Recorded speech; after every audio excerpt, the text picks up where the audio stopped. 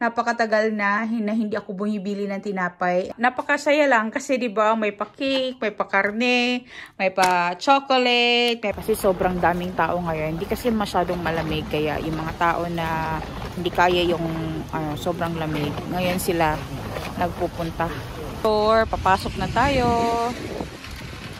Nasa pila pa rin kasi sobrang dami pa rin talagang tao na hindi nakabili pa ng food doon kasi mahaba-haba talaga ang pila ngayon. Ito na yung aming bag, guys. Galing kami sa Haviki Ruakakaw pa.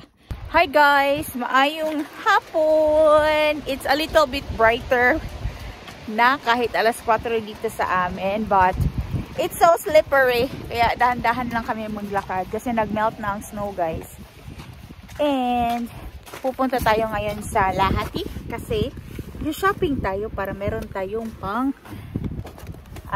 baon, may patinapay, fruits, ganun. So punta tayo ng Lahati. Mamimili tayo doon sa Haviki Ruaka or then sa 10 euros. It's +2 dito sa amin, guys, kaya nag-melt ang snow. Pero I don't know if it's going to be frozen again. Is it going to be frozen again, Daddy? No. This is just temporary. Yeah, so punta na tayo ng Lahati, guys, at mamili na tayo ng pagkain. Andito na kami sa Lahati, guys, pero iikot lang kami kasi yung food is doon yun. Tingnan nyo yung snow sa labas, guys, yung mga yellow natutunaw na siya, and sobrang dumitingnan ng snow kasi nga may mga putik-putik na yan, hindi na siya yung pure white talaga siya na snow. Meron na siyang halo ng mga putik-putik, mga balas-balas. Ganyan kapag nagme-melt ang snow detail. Yan, ang daming snow na nakatambak. Sobrang madulas ang daan. Manay ginaingon. Sakto sa oras, gid kay kumabot diri. 5:02 na, guys. Hindi pa sila nag-open siguro. Kasi late yung mga deliveries nila. Pero nasa huli ako ng pila, guys. Ayan na yung pinakahuli. Tapos wala nang sa likod. Huli na naman ako. Pero it's okay. We are really not expecting. I'm not really like expecting a lot of things all the time. But God always provides. Tingnan ito si auntie. Nakamalita pag yun si auntie. Para di siya malisoran, no? Pwede naman ako maganyan, guys. Kaso lang, mahirapan ako doon kasi may hagdan. Tapos meron namang sasakyan. So, okay na yung bag lang yung dalahin ko. Pero yung iba, nagdadala sila ng stroller, yung mga luggage na ganyan. Kasi malayo yung bahay siguro nila para hindi sila mahirapan. Yan na, guys, nakita ko na nag-open na yung door. Pero since sa likuran ako ng pila, mga maya pa tayo makakapasok doon sa loob. Sobrang daming tao ngayon. Hindi kasi masyadong malamig. Kaya yung mga tao na hindi kaya yung sobrang lamig, ngayon sila nagpupunta. Kasi medyo warm ngayon, guys. It's +2. So, nagme-melt. Kaya mas okay lumabas ng bahay kapag hindi talaga ganun kalamig. So, yun na nga, guys. Open na yung door. Papasok na tayo. Nasa loob na ako, guys. Pero nasa pila pa rin. Kasi sobrang dami pa rin talagang tao na hindi nakabili pa ng food doon. Kasi mahaba-haba talaga ang pila ngayon. Sobrang daming tao na nagpunta. Kasi nga, medyo warm ang weather. Mas magandang lumabas pag ganito talaga ang weather. Nagsilabasan silang lahat.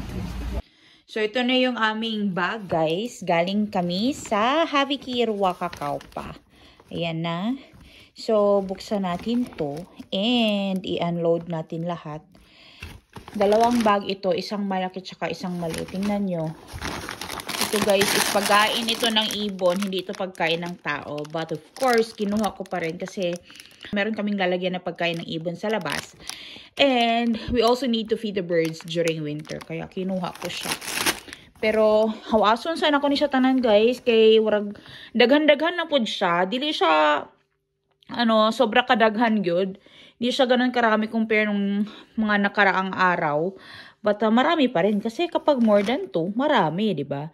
Pero, ko muna siya sa table. Ito, dalawang bag ito. Medyo mabigat din siya ng konti.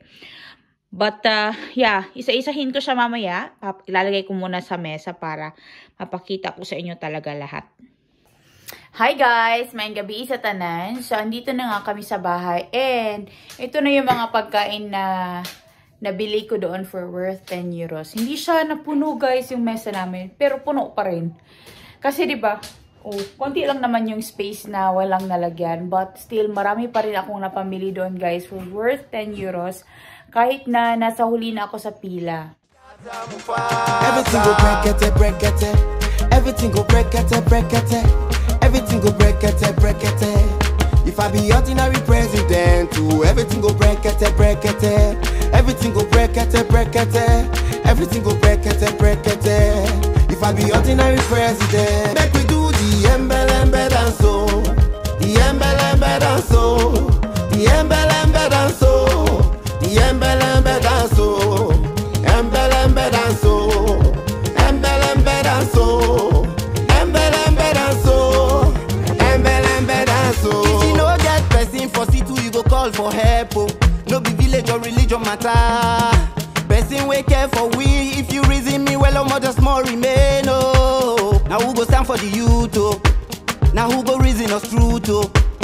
Take us back to the root, oh. When one love was pure and true, oh. If not to yarn, who go yarn for us, oh. If not to fight, who go fight for us, oh. Isa-isahin natin guys yung mga napamili ko doon for worth 10 euros. Actually, nasa hulihan na talaga ako sa pila and sobrang dami din talagang tao na nagpunta ngayon. Kasi nga, medyo warm ang weather.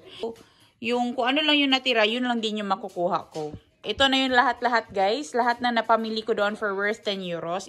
Doon pala sa Haviki Ruaka guys is nagsisave din talaga sila ng pagkain doon. So lahat ng mga karne nila lagay nila sa freezer kapag nakukuha nila ng Sunday. Kasi nga pag Sunday close sila. So Monday, Tuesday, Wednesday, ayun, nadidistribute na yun ay nauubos yun. So meron din talaga silang nakalagay sa freezer. Like itong mga karne na nakuha ko ngayon or nabili ko ngayon. Galing ito sa freezer guys, matigas ito.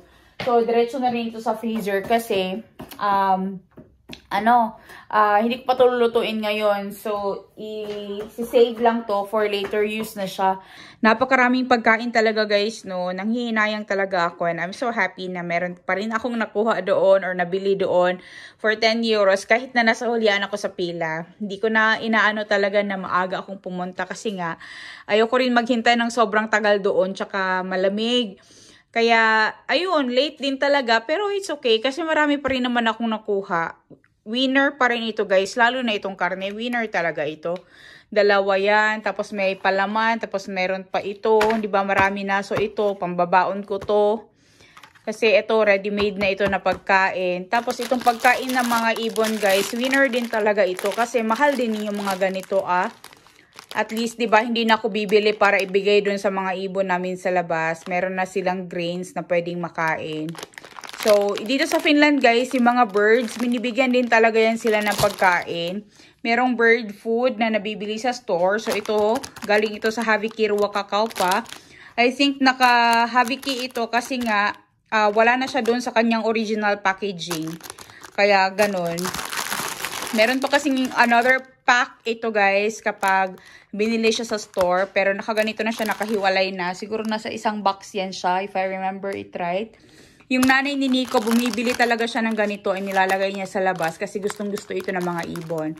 So at least now, hindi na kami bibili, diba? So meron itong halo na ano man yata, grains and something like fat. Or like oats, I don't know what, anong mixture nito guys. Hindi kagaya dyan sa atin sa Philippines kapag may mga ibon, parang tinataboy pa natin or ano. I don't know sa iba ha, dito kasi sa Finland, napaka-importante na magbigay din talaga ng pagkain sa mga hayop, lalo na sa winter. Kasi nga, wala talaga silang mahanapan ng pagkain during winter. Meron man, pero mahirap talaga kasi sa sobrang lamig. Even yung deer na nakuha ni Nico, ano yun guys, yung mga fat noon, nilagay ni Nico doon sa lalagyan ng pagkain ng ibon kasi kinakain na ng mga ibon during winter. Sobrang dami ng pagkain o nakakapanghinayang na tinatapon lang nila dito and I'm so grateful na hindi kami namimili. Sabi pa ni Nico, hindi ganun karami yung nakuha natin na pagkain ngayon pero sabi niya, kung anong meron yun lang yun. Basta mabusog tayo, okay na yun, di ba? Sino ba naman hindi mabubusog dito? This is enough for us for about a week or maybe more. Kasi itong mga karne guys, lunch lang naman kami kumakain dito talaga sa bahay. Lalo na si Nico and Anika. Si Anika, maliit lang naman kasi yung portion niya kapag lunch. Kasi nga, nakakain din siya dun sa school. And usually, tinapay din talaga kami. Kaya, swak na swak talaga na marami pa rin tinapay na nakuha. And I'm so happy na hindi kami nauubusan ng tinapay. Never na ako bumili ng tinapay sa store, guys. Napakatagal na hindi ako bumibili ng tinapay. And sometimes, nagdadala din ako ng tinapay doon sa Castari, doon sa kapatid din ko para meron din silang tinapay. Hindi nila kailangan nang bumili ng tinapay. Actually, may mga tinapay pa nga na doon sa freezer. Yung mga binili pa namin na last summer doon sa Havi Kiruwaka, hindi pa yun nauubos. Andun pa kasi marami yun eh. Pero yun, ito nga, napakasaya lang kasi 'di ba, may pa-cake, may pa-karne, may pa-chocolate, may pagkain ng ibon, may pa-tinapay para sa kape, may mga pang-breakfast na tinapay, tapos may pang-kape pa talaga, guys, tapos may pang-breakfast pa, may nuts, may fruits, napaka-happy lang.